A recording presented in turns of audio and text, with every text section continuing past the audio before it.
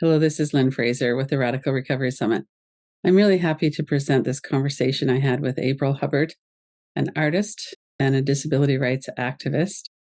And one of the people that really came to mind when I was thinking about our theme for this year, joy and connection. We met a couple of years ago filming a documentary, I See You, around sexual health for women and queer folks. And I really am happy to have this opportunity to speak again. April brings her personal experience with chronic pain, coping with a degenerative condition, worsening health, and the medical system. And through all that, creating a life of connection and joy. So, welcome. Thanks for having me, Lynn. Maybe you could tell us a little bit about who you are. In particular, the focus of the summit is on joy and connection, and whatever you might like to say as we're getting started. Yeah, so my name is April Hubbard. I use she, her pronouns. I live in Halifax, Nova Scotia, and lived in Nova Scotia my entire life. Um, the answer of who I am seems to be more complicated with each day and week and month that passes. There's so many different facets of my life, and I find it difficult at times to uh, answer in a brief way who I am, because there's so many different parts of my personality that I'm proud of, and it's different parts of my world and my life that I've built up over the years. At core, I'm an artist. I started in the theater world, performing arts very young as a teenager. And then as I became more visibly disabled, I discovered that there wasn't necessarily a place in the arts for me in the same way anymore. So I adapted and moved more towards arts administration for many years, just because I wanted to still be close to it and wanted to find a place for myself in it. And that was the only place I could find at the time. And then I was lucky enough a few years ago, in 2018, to discover adaptive circus, disability circus, and became a circus artist, ran off and joined the circus. And I found always wanted to do that too. I'd never thought it was a possibility for me to run off and join the circus, especially as a disabled woman. Um, I didn't think that I could do those things. But as soon as I touched the trapeze for the first time, I was in love and really found a spot for me that recognized all the facets of who I was and recognized the strengths in my body that I didn't really know were there before. I'd been so used to focusing on the deficiencies and what I couldn't do. Circus finally allowed me to find all the adventurous things I could do, which was really exciting for me. So I was really excited to be back in the arts in that way. And that gave me the courage to try drag performing for the first time as well. So I've been performing as a drag artist under the name Cryptese for several years. And that also brings together another huge passion of mine, which I've developed over the last 2 decades of disability advocacy and the arts kind of combining together. So that allowed me to explore different facets of who I am as a performer, as well as always trying to teach a message and push the bounds a little bit of what the status quo is in the arts here in Nova Scotia, and really question people on why is this the way that we run our art system, and can we do better for more people, and can we welcome more people into those spaces. So yeah, I was really lucky to be able to find that facet as well and really develop a lot of arts advocacy in Nova Scotia, which encourages people to think about who's in the room, think about who's missing from the room. Are we really creating safe spaces? What stories are we telling? And I help lead people, teach people on how to create spaces that are more open and inviting in the arts. So those are in my professional life a lot of the aspects of who I am, but I'm also a sister and a partner and a friend. And all of those relationships and connections are very meaningful for me as well, and really uh, fed my spirit over the years and allowed me to keep going and keep fighting. What are some of the things that you've noticed have changed in the disability community and the disability arts community, and what are some of the current things that people are facing? Um, I've always been a disabled person. I'm 38 now, but I became much more visibly disabled and had to really face what it meant to be a disabled woman when I was 16. Um, and yeah, it's evolved a lot since then on what both I think it means to be a disabled person, and also, in some ways, I think what our society sees as the typical disabled person, or what they think of when they think of disability. Um, when I first became disabled, it was very much the idea that there'd be a lot of limitations in my life and a lot of things that I couldn't do. Um, and that my plans for life would have to change in drastic ways. I could no longer study the areas I wanted to study. I could no longer be a part of theater in the same way on stage. Um, so yeah, it really felt limiting in a lot of ways. But through the years, with a lot of self reflection and a lot of community support, because that's where it really came for me, with meeting other people in the community and hearing their stories, and finding a place where I could help others in that disability community as well. Because the more I could support somebody else, the more it gave me value and worth and allowed me to discover who I was. Um, so yeah, the more I found my community in the disability world, the more I started to realize concepts of crypt joy is one of them. These places where we can come together and celebrate the unique moments of what makes us special, and the things we get to experience that other people, other able-bodied folks, other neurotypical folks may not get to understand. These special connections that only we have.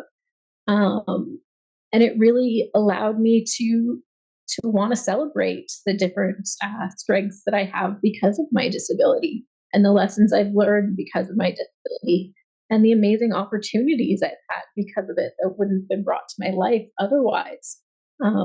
So it's really allowed me over the years to look at disability very differently and see that it's not just a curse or a blessing.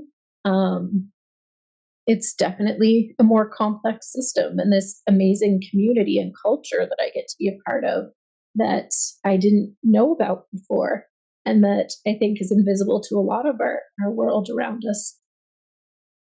For sure, yeah, and then when people see one thing, and then they tend to just go, "Well, that's what it is," and they a lot of people just don't have any, maybe not any opportunity, but certainly not a lot of curiosity, or it seems to be a lot of lumping everyone in the same, well, that's that bucket of people. What are some of the qualities that you see? Like, what are some of the things you enjoy about the disability community that maybe people don't really know about? The most exciting aspect of the community for me is the amazing level of creativity and problem solving that's there. Um, we have to be adaptive every day in order to survive in a world that isn't made for us and doesn't really take us into account, and oftentimes doesn't really want us there at all. So we have to find ways to evolve and find new paths and try to figure out ways that we can fit into that world that isn't made for us. So, disabled folks are some of the most creative, adaptive, innovative people that I've ever met in my life. Um, and if you can tap into that community, you can really find ways of doing just about anything. Um, they're also so supportive of one another, and mutual aid in the disability community is just unreal. It's usually the people that we think have the most limitations that are out there doing the most to build community and keep each other alive. And yeah, it's pretty amazing once you get to witness that system in the works and watch us care for each other. It's a real community and family, and it's pretty amazing to get to be a part of every day. And then to bring that into some kind of a visual art where people can connect with what you're expressing. So, Yeah, it's amazing in an art sense for sure. There's different levels of creativity and different levels of consideration from an arts perspective of how can we make, for example, this circus piece accessible to somebody who's blind or partially sighted. How could they enjoy it in a way that we may not be able to enjoy as folks who are sighted? And by adding certain aspects of it, can that increase the enjoyment for everybody and make it uh, a new level of art that we hadn't thought of before? So there's that side of it, but there's also just um, the amazing experience of watching us keep each other alive from day to day that we, yeah, shouldn't really be thriving the way we are. Um, yeah, you can walk into any disabled household and they can teach you how to feed a family of four on $100 for the month. Like we right. will stretch everything and we will support each other. And if anybody's in need of anything, there's a community there in a moment to pick up for everybody else. And yeah, if I can't do my laundry that day, there's 10 people in line who will help me with that. And then I can cook them a meal the next day. And we're all helping each other in this amazing communal setting that I wish more of the world could understand and see in that way. Hmm. Hmm. So, can you go expand a little bit about um, embracing a different kind of experience in the arts, like for someone who's blind or partially sighted? What would that include in a circus setting? What are some of the things you might have done? Well, one of the first ways in the first circus piece that I worked on, we used what we called enhanced narration. So we worked with folks from the blind and partially sighted community and allowed them to experience the piece uh, and also touch our bodies as we move through the motions and really feel the movements. And then they wrote narration for us in the way they experienced it. And somebody would read this out as we moved through the piece so that there was this narration of a different form of movement as they understood it and experienced the piece. And sometimes it's more so just feeling the emotions and what they experienced and sharing that poetically. And other times it's much more descriptive of a certain movement and what that looked or felt like. So, yeah, there's a lot of different styles of doing narration that can add to a piece that way. There's also things like touch tours, which before a show, we would bring folks through and they can touch our costume, touch our bodies as we do certain movements, uh, feel our apparatuses that we're using, and really get to understand in a tactile way what we look like and feel like when we do these movements, and also what our voices sound like. If they're hearing our voices throughout the show, they understand what that each character sounds like, and just get a better understanding of the layout of space as well, so that then when they're experiencing the show, they're able to better uh, visualize that in a way or understand it in a different sense um, in the space. And those touch tours actually originated in the neurodivergent community originally, um, as another way to help just before the show understand better what's going to happen, and give people a little more time to get used to the setting and the world and the people that they're going to encounter in this piece. Wow, that's such a rich way of working. Yeah, Yeah. I found it's really expanded my creativity and way of thinking when I layer in some of these different layers to a piece that I'm creating. Is how can I expand on this and allow more ways for people to experience art? And it also allows or encourages me to think more deeply and intensely about the art that I'm creating. And yeah, it I think has made for richer art in the end. Hmm. Do you want to talk a little bit about some of the art that you do? Like you've referred to the circus part. I know that you do other kind of movement pieces, and at the retreat that we were at together, you did a movement piece that was really strong and beautiful. What's that like for you? Or what would you like to talk about around that? All my art started through my circus experience. But I definitely at times wanted to see, well, how can I experiment with other mobility aids, other apparatuses, other things that I use in my daily life and make art with them. Um, so one day I started exploring movement in my wheelchair.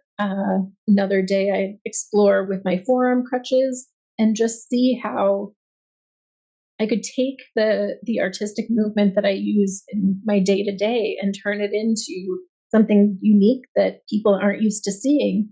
Um, and show them a different way of exploring the world and how I interact with my world.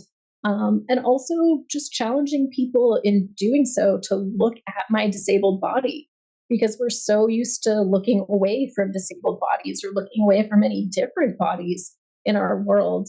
So, in many of my pieces, I'll start out by actually encouraging people to look at my body and listen to my movements and really study who I am because I'm open and willing to share this experience with you. So I want people to be able to ask those questions of me in a safe space rather than asking somebody else on the street who may not be willing or able to share in that moment.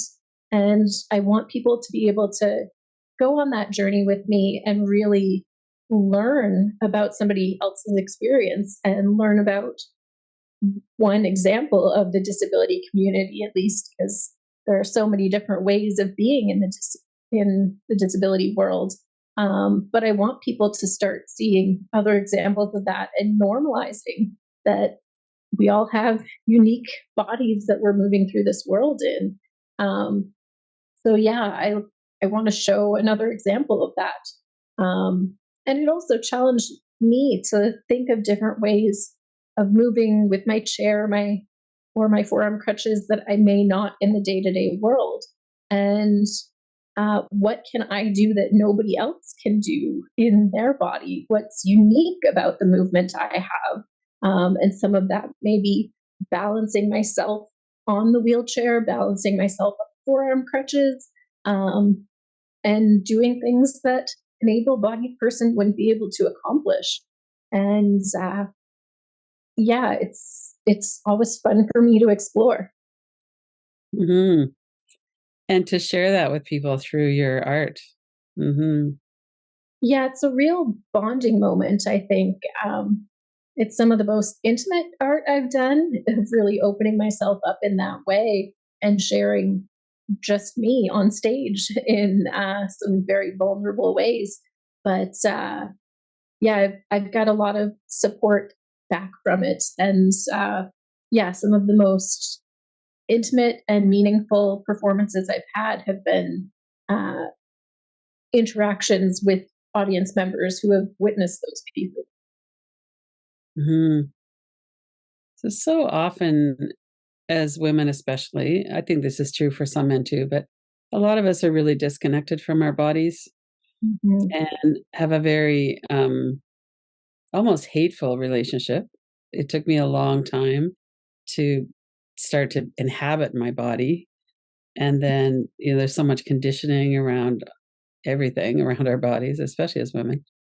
So how is it for you to have this complicated relationship with your body, like we all do to a large extent? And what's that like for you to have a body that has pain and that has things that work differently and things that work well and things that are hard. Do you want to talk a little bit about that? Yeah, it's a big subject to explore and look into, and one that I continue to figure out every day. Yeah, I think for so many years, especially as I came into my adulthood, I was just starting to navigate the whole disabled world. So all the messages I was getting were about what was wrong with my body and what needed to be fixed.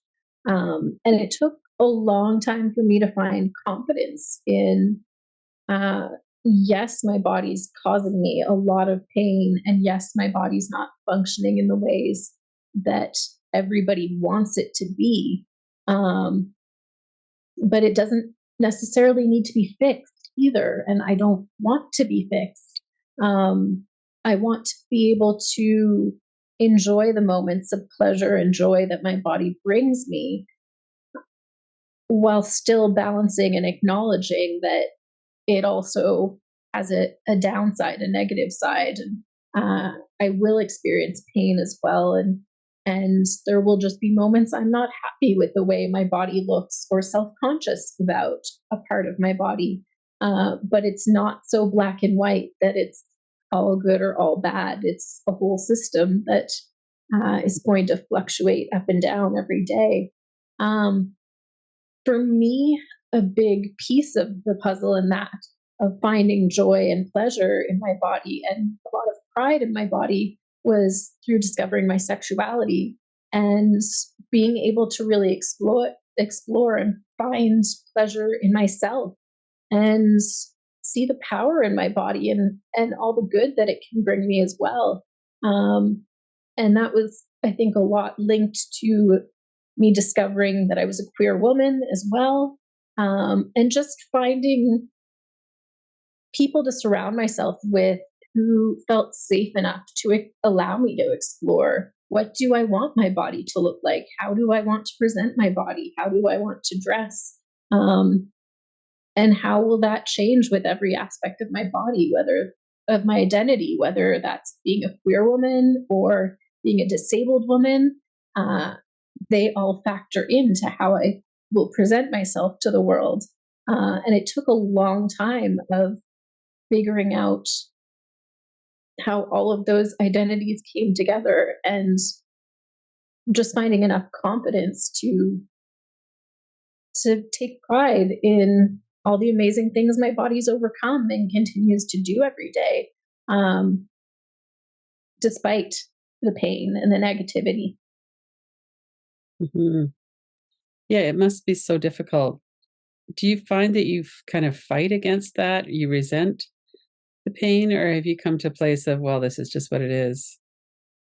I definitely, throughout my 20s, had a lot of resentment for the pain, um, and a lot of resentment for what the pain in my body had taken away from me. Um, and it wasn't until I reached my early 30s and really had the time to explore different opportunities and different communities and aspects of who I am that, yeah, I was able to feel strong enough and confident enough to put myself out there front and center and say, this is who I am. And yeah, I'm going to disappear from time to time because there's going to be a pain flare and I'm not going to function the way I want to. But I accept those days and move forward and still live my life to the fullest on the days that I can function. Right, right. Do you find that you're a little impatient with people who are more able-bodied and still are kind of complaining, or did you run across that? I don't think impatience has ever really come into the world. I definitely have moments where um, I can be a little envious of, oh, I wish I could just, without planning, jump behind the wheel of the car and take off and do that. It would be easier, maybe, but I also just remind myself of I don't know anybody else's experience either, and they have so many other elements of their life that I don't understand. So why am I envying them for this one small aspect of who they are? Um, yeah, I've definitely reached the point where I don't really think so much about how other people experience the world. It's more so I just want to live my life and share it with people around me. Um, yeah, but I don't take a lot of time to think about how other people experience the world because we all have different experiences for the various aspects of who we are day to Yeah. day. Yeah, that's true. So I wanted to come back to the circus arts for a moment. What was that like for you to like? Were you athletic before that? Like, were you using your body in a powerful way, or was that something new for you? I was probably the least athletic person you'd ever meet. Yeah, I mean, all through school, I couldn't catch a ball. I couldn't run. Yeah, I was just not athletic in any way. I didn't really think about anything athletic. It just wasn't a part of my world. Hmm. And it wasn't until the first adaptive sport I tried was sailing, and feeling that power of my own body working with the water and the air around me, and really finding that balance between us where I could feel the strength moving through me and controlling this 16-foot vessel that I was sailing. That's when I really started to really fall in love with honoring what my body can do, and really want to explore other sports. So I've tried a lot of different adaptive sports over the years, and I typically really fall in love with the strength sports. So, which especially in Nova Scotia, there are very few disabled women doing. Um, so yeah, I love water skiing and sailing. Um, are two big ones. And circus was another one like that. But then also, circus blended the artistry and creativity that had been another aspect of my life for so long. So it kind of felt like the perfect balance of really recognizing the strength that my body had because I was a wheelchair user. I walk around with my arms and my shoulders every day for the last 20 years, and I've built up a lot of strength in that a typical able-bodied person wouldn't have. So when I tried the trapeze for the first time, I was able to pretty easily do some strength moves, which an able bodied person probably wouldn't be able to do for 6 months to a year of training. And then there were others that were extremely difficult or I may never be able to do. But I took a lot of pride in being able to use those strengths that I had developed through my disability, uh, to be able to show off on stage in a way and to be able to find new ways of moving. Um, and also using a creative muscle on how can I work around the challenges that circus presents to me because I have a disabled body. For example, it's really difficult for me to get onto the trapeze Mhm. because I don't have the strength in my legs to do a lot of the moves that a typical artist would do to just climb on the trapeze. So I developed a system where I use, they're called span sets. It's just a big piece of fabric often used for towing or connecting vehicles. And I wrap that around the trapeze and tie it on so that I can then climb up on that and get onto my trapeze and use all the strength in my arms as opposed to, and my core, as opposed to relying purely on leg strength, which a lot of folks would to get onto the trapeze. So yeah, it's finding how to use those strengths for me in a way that works for my body. And yeah, circus has been an amazing outlet for that. And is that still happening? I know a lot of things changed with COVID.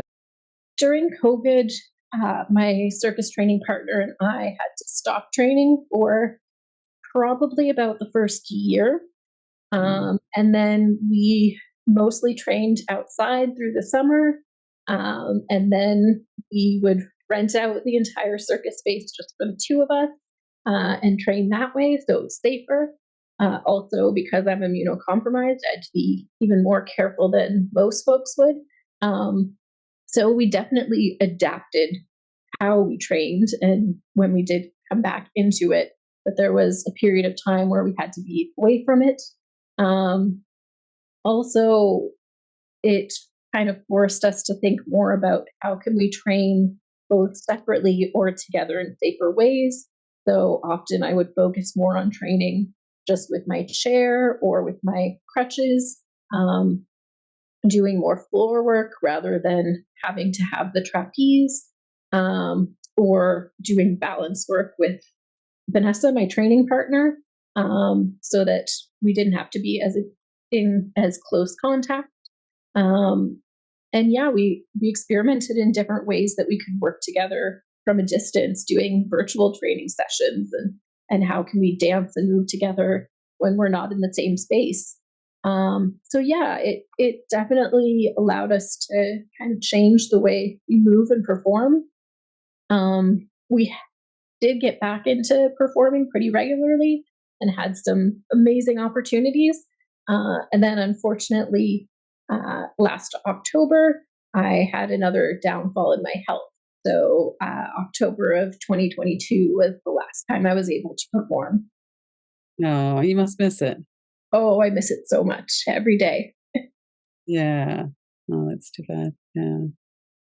So you mentioned cryptese, Mhm.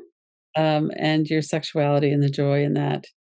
So that's something that I imagine there's a lot of misunderstanding and a lot of assumptions about as well, is someone who has limited mobility or uh, pain in their body. Like, what are you doing having sex, especially wild, really exhilarating sexual experiences?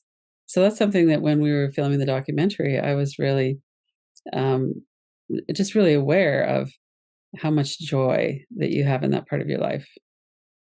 Yeah, it's definitely been a way for me to discover the strengths in my body and the confidence in my body in a lot of ways. Um, but also just finding ways of connecting intimately with folks and really sharing that joy. Uh, yeah, to me, there's nothing as special as finding that moment of intimacy and connection with another human. And that can be done just through pure, gentle touch or through sex or in a lot of different ways. But um, yeah, it's something that I think our society has definitely discouraged in a lot of ways. And not just discouraged, but our society definitely doesn't place as much importance or understanding on just pure touch and connection. And that was something I learned through the disability community is there's a lot of isolation there. And myself as a disabled person, a lot of my friends, we can go months sometimes without feeling intimate connective touch that is just pure love and joy and caring, rather than a medical touch. Um, or somebody that's afraid to touch us or afraid of our bodies. So, yeah, having somebody that just wants to explore your body with you and just find that pleasure and just have fun and joy together has been something that has taught me a lot about my body and how it functions, but also so much about connecting with other people. And yeah, it's something I definitely value a lot. I was very lucky early on in my early 20s to find a partner who was another disabled partner, another disabled person. And we decided that we didn't really have a traditional romantic connection, but we trusted each other and we both understood the disabled world. And let's just explore together purely sexually and see what we can learn. And it allowed me to discover so much more about what I thought sex was and what I thought pleasure was, and to find confidence in my body. And yeah, we did some amazing work together over many years of neural reprogramming to find ways to experience pleasure in different parts of our bodies that we could feel more highly, as opposed to parts of our body that may be more painful traditionally, or we may not have as much sensation. So, yeah, it's been amazing over the years to have partners and people in my life that really encourage me to find joy in those ways. Mm. What what was surprising about, like, what did you learn through that exploration that was surprising for you? There were a lot of surprising things for me through that exploration. I mean, some of it was as simple as I had been taught that sex was so shameful and was something that I shouldn't be having. And I was raised very religious. So sex was only between a man and woman and after marriage. And as somebody who wasn't allowed to marry as a disabled person, because in Canada, you still cannot marry without giving all your rights over, and your partner is then financially responsible for all of your care. Oh, Um, so, yeah, I knew I would never be able to marry. So for the first few years, I thought, well, I guess that means I just can't have sex. And yeah, finding that freedom to realize that no, this is something I can choose. And it was so empowering in a lot of different ways. It was one of the first conscious choices I made as an adult, that I can choose what works for my body. I can choose who I want to be with and when. And it allowed me to find a lot more freedom in so many other aspects of my life as well. That for so many years growing up, I just thought that all these decisions were made for me already. And uh, I, especially as a woman, especially as a disabled woman, didn't have a say in any of that. So, yeah, I think that was the first most surprising thing for me. Um, but I was also just really surprised at how powerful our bodies are at really creating new ways and creating new mm, understandings of things. Um, yeah, that as somebody who can be in excruciating pain for days on end and not able to get out of bed, that sometimes just rubbing the right spot can trigger so many endorphins and bring so much pleasure that I can then function again and I can be human. And it's, yeah, the power we can find within our own bodies to really adapt and change, and uh, especially if we're willing to listen to those cues and really understand what works for us. mhm. And when you were 16 too, that's such an early part of our adult sexuality. And then you had this body that was very medicalized. Yeah. What was it like for you? Yeah, I mean, I had a really rough time in the healthcare system in so many different ways.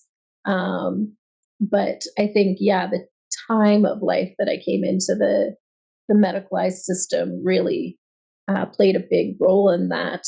Um, I was seen as very childlike because I was still very much a child at 16.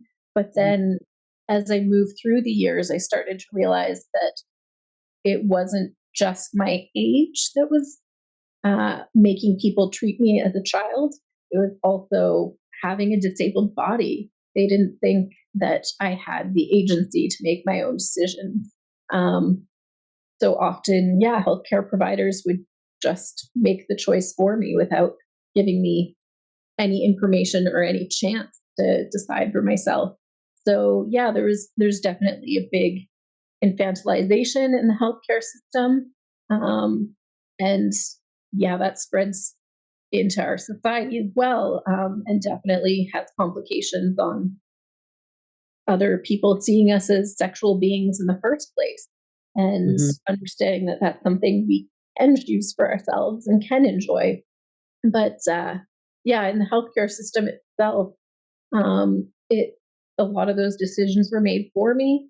Um, I found out later in life that I've had many pictures of myself put in medical journals without my permission. Some of them nude photos that I may not have wanted to put out there if I had been asked. Um, Decisions like access to birth control were often made for me because doctors would tell me, well, you don't need to think about that, not even understanding that I could want to be sexual as somebody who was in pain. Um, I went through forced sterilization as well. It was offered to me several times, offered to my parents when I was a child. Um, in all 7 times in my over my lifetime, sterilization was offered to me. Um, and then it turns out that during a surgery when I was 19, there was major damage done to my reproductive organs, which meant that I could no longer have children. And I still question that to this day whether that may have been done purposely or not. I'm not really sure. Right. But yeah, all these choices that were taken away from me because I was a disabled woman and seen as not having enough value to be able to make these choices and not having enough value to want to let me reproduce. Yeah, so it took a long time for me to be able to really find confidence in myself again, to be able to say the treatment in the healthcare system that I experienced doesn't have any bearing on who I actually am, um, and to really move past a lot of that trauma that came out of it. Yeah, that's such a medical care is so important, and to be treated like a child when we're actually an adult um, adds such a horrible burden and something you're always having to be alert around and aware of and advocating around. Yeah, it sets up a really dangerous scenario that I don't think a lot of people are aware of that happens in the healthcare system. But yeah, a lot of folks with disabilities will, at all costs, avoid the system because at any moment our choices can be made for us, and our right to life can be taken away. Um, yeah, and it's been to the point for most of my adult life that I will avoid going into the healthcare system at all costs. I could be bleeding out, and I would try to find a way to Wow. avoid, yeah, going into the healthcare system because I may never come out again, and that's a really scary thought to realize that the folks that are supposed to be there to help you most and protect you, um, yeah, can be such scary entities, and can do so much damage. And that lack of trust can really be a really traumatizing thing for somebody who has to rely on the healthcare system in a lot of other ways, as somebody with chronic pain and major digestive issues and who is immunocompromised. Um, yeah, I have to interact in a certain way in order to be able to continue living, to get the basic medications I need to keep myself alive. So it's always kind of this tightrope walk of how much do I tell them and who do I present to them. So I'll very consciously, when I have to go into the healthcare system, dress a certain way, present myself a certain way, only share certain information, and only ask certain questions. Yeah, in order to make sure I can get what I need and keep going. But again, that's where the community and the disability community that I've built around me is so important and so amazing. Is there's so many of us that have been through this process. We can lean on each other when one of us has to go into the system, kind of build this web of connection and protection around us that everybody steps up and really takes care of one another to make sure we can get home safely. Right, right. That's the level of connection that you have with people is so deep.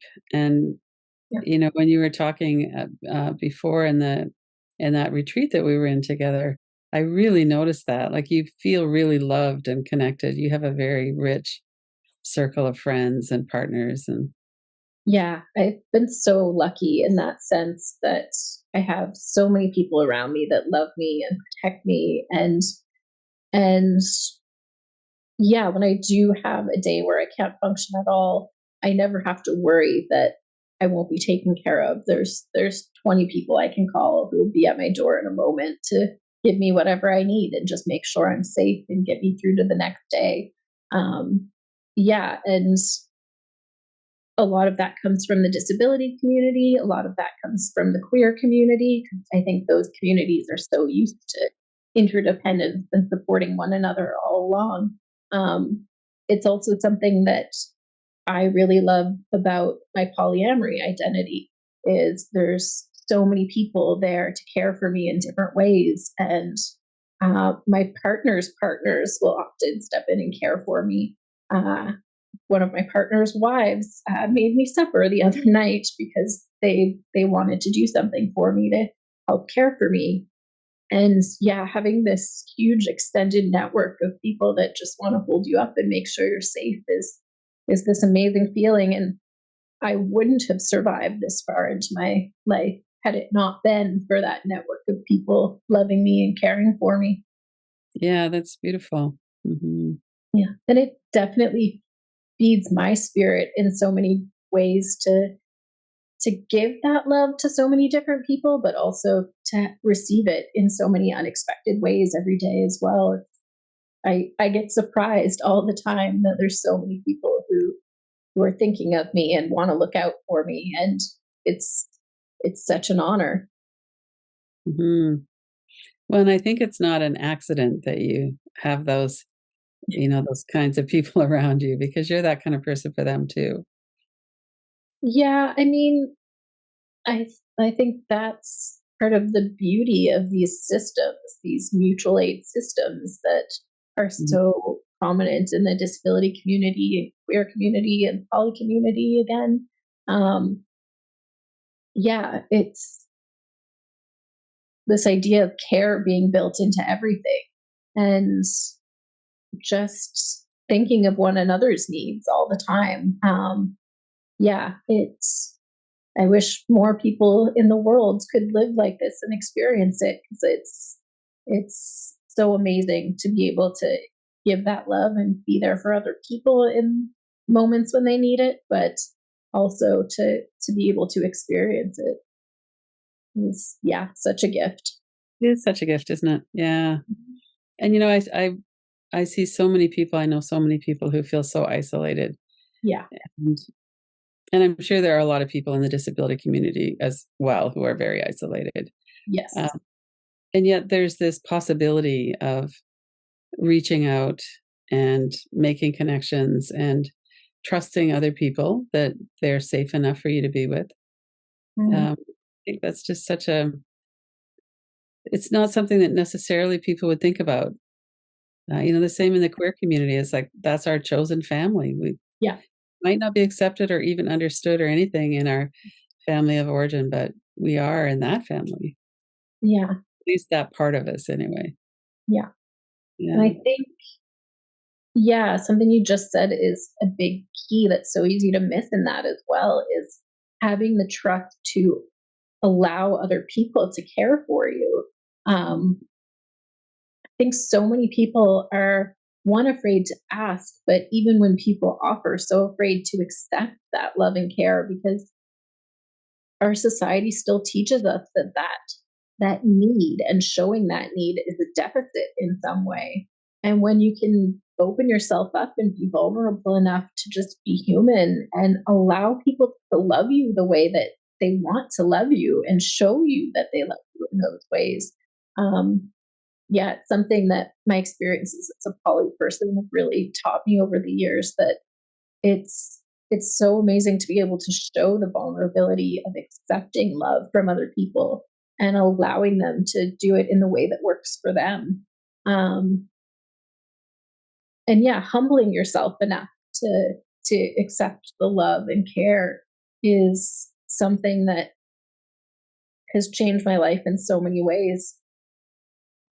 Well, it's such a gift to allow someone to love us and to take care of us, Yeah. and that it's not a dependency kind of a relationship because it flows throughout that in different ways. We might not be exactly caring for each other in the same ways, but there's a deep sense of caring there that is really nourishing. Yeah, exactly. And I mean, I think it was easier for me in some ways coming from the disability to community to have to recognize early on that I needed to accept a lot of that care. Mm. Um, yeah, and the disability community again is so beautiful at showing those moments. Um, once you're in that system, uh, yeah, I mean, there's been so many times where I've had to have help being showered, and it's a very vulnerable position to be in. Mm. But when you can just look at a friend and say, thank you for caring for my body in that way, or help with medical procedures and things like that, that we're often taught to hide and not show to anybody else. But when you can open up those moments and I can teach somebody else how to help change one of my dressings or something like that. Yeah, such an intimate moment of connection that the disability community is so amazing at. And also, as you talk about the polyamory community as well, that there's a real strength that you've developed of allowing other people to be who they are and to offer what they're offering and to not get it so engaged in, but I need this and Yeah. you need to give that to me because I need that. And that's something that I don't sense that from you. I don't um, sense that you're grabbing on in that way. yeah, it's definitely not something that I ever thought of as a possibility for me. And part of that again was knowing very early on that the typical model of a relationship and marriage and children was not a possibility for me. That I had to really think about what it was that I wanted. And I knew I couldn't just fall into those typical models, but really consider what I wanted and what worked for me and really work to find it in my own sense, and work on how to communicate what I wanted as well. So, in a lot of ways, some of those losses, things that I thought I wanted early on, and mourning those expectations were really gifts that I was able to be forced sooner than rather than later in life to really uh, find ways of communicating what I wanted and going out there to find it, which we all know is a difficult task sometimes. Yeah, it is. So you mentioned that a year ago you had to stop performing in circus because your health has taken a downturn. Do you want Yes, to talk about that? I'm happy to talk about it. In October of 2022, I had a pretty sudden change in my health, and my health just continued to decline pretty quickly. And for a few months, I thought I need to keep fighting this. It'll turn around. We'll make it work. Um, but then I started to realize that even if some of these things change, I don't think I'm going to have the quality of life that I want to be able to continue living in the ways that I want to. And a big part of that was to be able to continue to show love and express love in the way I want to and surround myself with all the people I want to, and make art like I want to. So I made the difficult decision that I would apply for medical assistance in dying. Um, and I wanted to make sure I started that process really early on, Mhm. because as somebody uh, whose death was not reasonably foreseeable, which meant they could point to a specific date on when I would pass, um, I knew there would be roadblocks or speed bumps along the way in that application. And it took quite a few months and a lot of advocating for myself and a lot of the people around me advocating for me. But I have been approved for that process. I haven't decided when I will carry that out yet. At this point, I'm kind of setting mini goals for myself. Hmm. So the next goal is to make it to the end of 2023, enjoy one more holiday season with all the people I love, Hmm. and then in January I'll reevaluate. Oh, Am I right. still at a place where I have the quality of life that I can be happy with, or is now the time to move on? Uh, but yeah, I wanted to make sure that I wouldn't be stuck in a place where I couldn't live the life that I wanted to be living and didn't want to waste away in a certain sense. I Mhm. want to be able to live a life filled with love and surrounded by the people that I love. So I'd rather make the choice to not continue suffering alone and to be able to go out and experience my final days filled with love, surrounded by the people I love. Um, so that's where I am in that process now. Mhm. Um, it's been a difficult process to navigate. Again, putting myself back in a healthcare system that feels very dangerous at times, but I've Mhm. had so much love and support from the people around me. Right. And it's been a real gift to be able to have a lot of conversations with folks that it's so easy to avoid along the ways, the tough conversations. But this has really forced me to have all those conversations, to be honest with everybody, to really tell them how I feel and how much I appreciate everyone in my life and what they've meant for me. Um, and yeah, it's been really amazing to get to have those moments and also to really think about what I want my final moments to look like, because not many of us get to make that choice for themselves. Mm. So Mhm. yeah, I feel really honored to be able to plan my death in a certain way and experience it.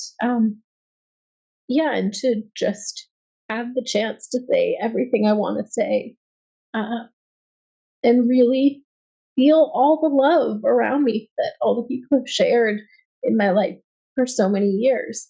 Uh, yeah, Mhm. it's been such a gift. I've been surprised in sharing this openly because I thought for a long time about whether I would be public about my decision or not. Mhm. But I got to the point of realizing that it had been such a difficult path to navigate and such a lonely path to navigate, because for the first month or so of the application process, I had only shared it with my sister and one of my partners. Mm. Um, and it was very lonely for me, but also very lonely for them that they couldn't lean on their entire system to Right. help hold them up through this. So I decided I wanted to be open with it publicly and share, in the hopes that for the next person it won't be as lonely of a process, Mhm. and that we normalize talking about death more, Right. and yeah, just have these conversations with the people that we love. Uh, so yeah, I did decide to be public about it, and I'm very glad that I've made that decision. I think in a way for me, it would have been harder to stay silent about it and to not be able to share that joy with so many people. I think advocating is in my blood at this point. I've been doing it for so Right. long that it Yeah. feels natural to continue to do it with my death as well. Mhm. Mhm.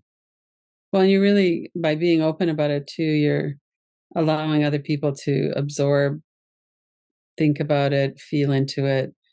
Um, there isn't a right or wrong answer. Obviously, everybody would have a different approach. Yeah. And since I've been public, I've one really surprising thing for me is the number of people who have reached out and shared that they've have a family member or friend who has experienced MAID as well or gone through the MAID process as well, especially in the disability community. there are so many folks that I've lost in the last few years that I did not realize was connected to MAID, that they had made the choice themselves.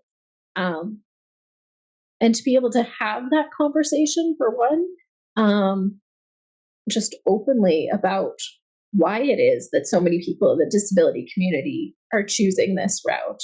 I think that's something that's really important and needs to happen. But Mhm. also to be able to support one another in having those conversations while we're still here and alive. Um, and it makes me feel a little less lonely as well to know that I'm not the only one who's traveled this path. There's so many friends and ancestors who have taken this journey before me. Um, yeah, it makes it feel less lonely. I think that's such an important part of our feeling like we're a real human being is that we have really honest relationships, I mean, with ourselves Mhm. uh, and with other people, and that we can take that risk to say, this is what's going on with me, this is my experience, to Yeah, really accept other people for who they are as well, and to honor all of the gifts. And for you to be able to be in connection now with people who are saying, this is what you mean to me, yeah. and this is what our connection, how I value our connection. Mhm. That wouldn't have been possible otherwise either. No, no. Yeah. To have the gift of not having to wonder how it's going to end anymore, because Mm. since I was a teenager, I knew that I would die a slow and painful death at some point. I had a degenerative condition. I knew it was coming. It was just always a question of when and how. And to now have the comfort of knowing that I'm going to get to go in a comfortable bed surrounded by all of my partners and family and friends, who all want to be there and hold my hand. Um, yeah, is such an amazing gift and comfort to not have to wonder anymore and not have to worry about the loneliness and suffering anymore. And that you can make that decision, that you've made that decision, and that you can decide when it's time and what are the circumstances. It's not going to be in a medical setting. It's going to be No. a yeah, Yeah. yeah, yeah. This has been such a pleasure to connect again and to talk with each other. And is there anything you'd like to finish with? Anything that you'd like to share? I think that, yeah, I've said everything that I need to say. I just want to thank you for having the courage to allow this conversation to happen, because I know a lot of people still are afraid to talk about so many of these topics: disability, sexuality, death, especially medical assistance in dying. So, thank you for allowing me to tell my story and to share openly who I am and what I've lived. Thank you Yeah. for that honor. Yeah, thank you. It feels like an honor for me too. Mhm. Well, you are a light in the world, April, Thank you and so much. yeah, I'm really appreciative that we could have this conversation. Thank you. Thank Mhm. you. I hope everybody goes out and makes art and lives life in the way that makes them happy. This is Lynn Fraser. Join us for Joy and Connection 2024 Radical Recovery Summit, January 12th to 21st.